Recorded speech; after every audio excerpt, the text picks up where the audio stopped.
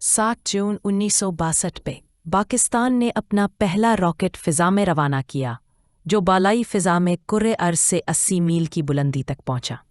ये रॉकेट शाम 7:53 पर कराची से 35 मील दूर सुनमियानी के मुकाम से छोड़ा गया। उस रॉकेट को, जिसे रहबर अव्वल का नाम दिया गया था, पाकिस्तानी साइंसदानों और इंजीनियर्स ने किसी बैरूनी मदद के बगैर खुद तैयार किया था।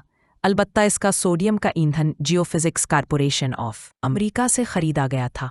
उस मौके पर जारी होने वाले प्रेस नोट में बताया गया था कि रहबर अव्वल मौसमियाती रॉकेट है और इसकी मदद से पाकिस्तान के साइंसदानों को ये मालूम हो सकेगा कि बहरा अरब के साहिली इलाके में हवाओं का रुख और फ़िज़ा की कैफियत क्या है।